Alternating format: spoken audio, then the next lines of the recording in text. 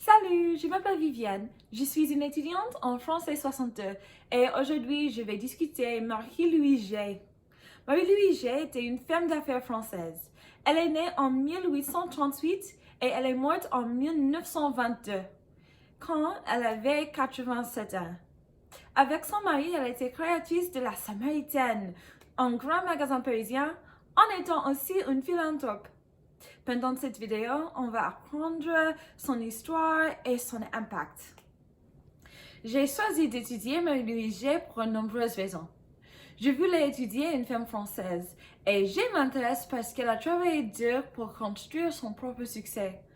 Aussi, j'ai étudié G parce qu'elle était fondeuse d'un grand magasin, juste comme Marguerite Boucicaut, que nous avons appris en classe. En fait, G a travaillé au bon marché. En plus, G et son mari sont connus pour établir certaines techniques de vente, comme le couple Boucicaut. Donc, j'ai étudié Marie-Louise G parce qu'elle m'intéresse et aussi parce qu'elle est similaire aux choses que nous avons apprises en classe. Marie-Louise G était une fille de paysans pauvres. Quand elle avait 15 ans, elle est partie de la Savoie pour trouver du travail à Paris. Elle était employée comme vendeuse à la Nouvelle-Éloise, une boutique de lingerie féminine. Elle y a rencontré un homme, Ernest Cognac, en 1856. Cognac était aussi d'origine modeste et il est aussi allé à Paris pour tenter sa chance dans les magasins. Ensuite, G est devenue première vendeuse en rayon confection du Bon Marché. En 1869, G et Cognac ont ouvert une boutique modeste, la Samaritaine.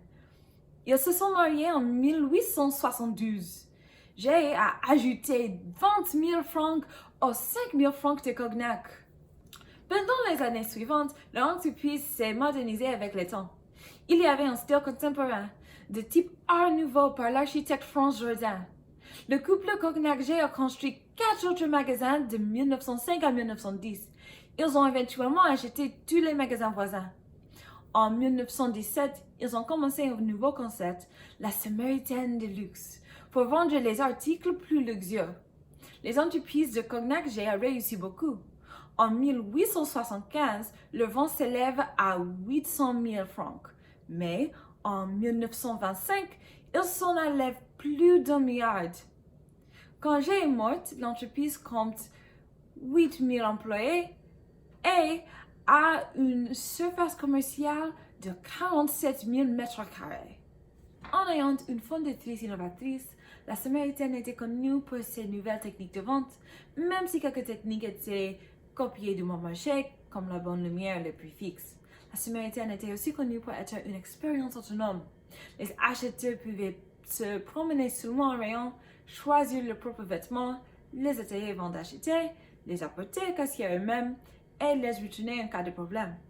Aussi, les règles de travail à la Samaritaine étaient très strictes. G a fait se comporter le travailleur le plus poli et le plus professionnel. Aussi, elle a fait être d'apparence soigner les travailleurs, en ne portant que le noir et le blanc.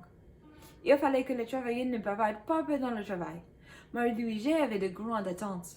Pourtant, les travailleurs ont remercié avec une part généreuse de l'argent et d'autres bénéfices de travail parce que j'ai été une chef plus juste que les autres chefs du temps. Moi, j'aurais travaillé à la Samaritaine avec plaisir.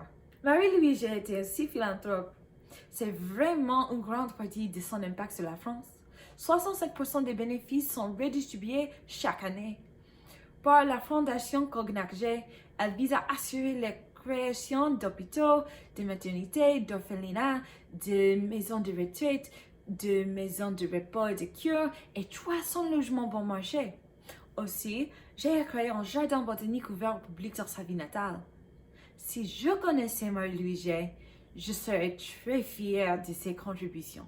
Marie-Louise G était une femme travailleuse. Elle ne vivait que pour le travail. Après sa mort en 1925, ce que les auteurs ont dit, elle ne concevait pas la vie sans le travail. Je me demande ce qu'elle aurait fait si elle avait vécu plus longtemps. Son impact était grand. Elle a contribué au développement des grands magasins, elle a démontré comment être une chef juste et ses œuvres caritatives ont aidé beaucoup de gens. En étudiant la vie de Marie-Louise G, on peut voir l'importance des grands magasins à l'histoire française et l'importance des femmes à l'histoire française.